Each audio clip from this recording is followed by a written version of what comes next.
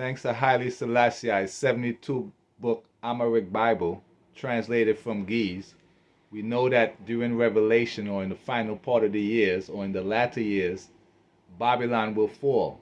In other words, Babylon will be on top. So don't be surprised who's going to win this war that started with Iran, whom are connected with Iraq. Hello. Tuned. What's coming next may rewrite everything you thought you knew. According to Mossad, the world isn't just a stage, it's their stage. They cast themselves as the directors, producers, and lead actors in a global psyop, engineered to manipulate perception and advance their agenda. This isn't a theory. They admit to it themselves. It's right there in their official motto. Wage war through deception and trickery. We create a pretend world. We are a global production company. We write the screenplay. We're the directors. We're the producers. We're the main actors. The world is our stage. This is Mossad's old office.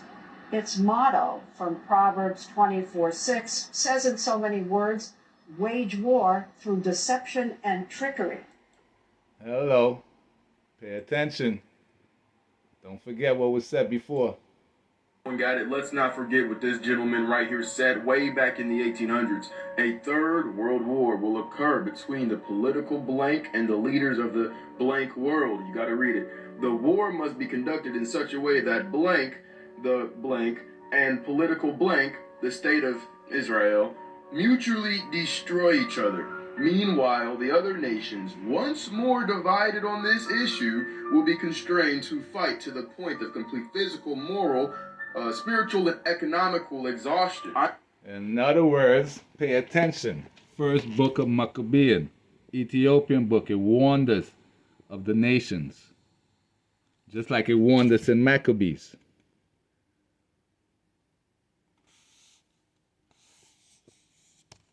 Or in the first book of Maccabees, in which it told us who the heathens are. In other words, who to beware of. It's basically the same people in the first book of Maccabean. Why? Because it originated as an Ethiopian story. In other words, it's an Ethiopian warning. So after Alexander the Macedonian, first over Greece, just like it's written in the Ethiopian Bible. After Alexander, son of Philip the Macedonian, fell sick, he called his servants and parted his kingdom among them. And his kingdom includes Rome, which is part of the kingdom of the Greeks, Jerusalem, and also Egypt. In other words, they're all together as one. Hence, BRICS. But in the meantime, we switching. The players on instruments, like selectors and so, should seek ye first the kingdom of Jah and all his righteousness, and all necessary things shall and will added unto you and you and you and you, and God bless all of you. Why? Because we soon in Revelation, Ezekiel 38 is going to happen.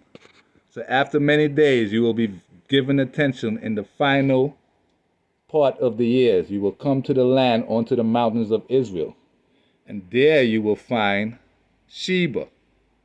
Why? Because around that time, Ethiopia, Persia, and Put are going to join together. And then the Russian army from the north, or from Gog, is going to enter into Ethiopia. And that's when God himself is going to reveal himself again. Because it said God will become king and then hide his face from a wicked generation. In other words, the elect of God, the elect of himself. Ethiopian monarch, Haile Selassie I, the conquering lion of the tribe of Judah, elect of God, King of kings, power of the Trinity, Emperor of Ethiopia. Ethiopia is another name for Zion. So this is are the 72 books he have in his Bible.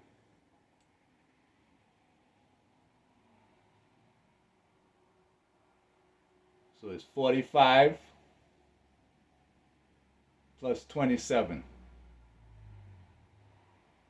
And it ends with Revelation. In other words, at the end, it tells us that Babylon will fall. So Ethiopian soldiers use lions, bees, wasps, and elephants in wars against colonizers. Ethiopia has never been colonized. In other words, their calendar remains the same. And the king is all kings.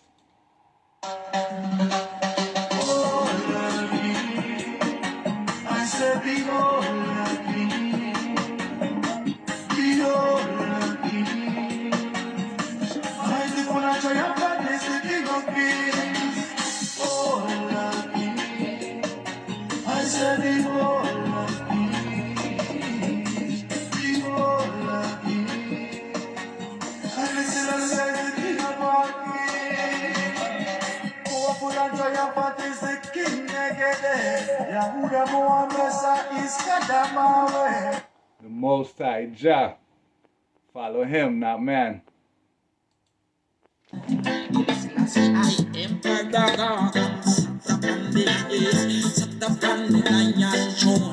When you hear that around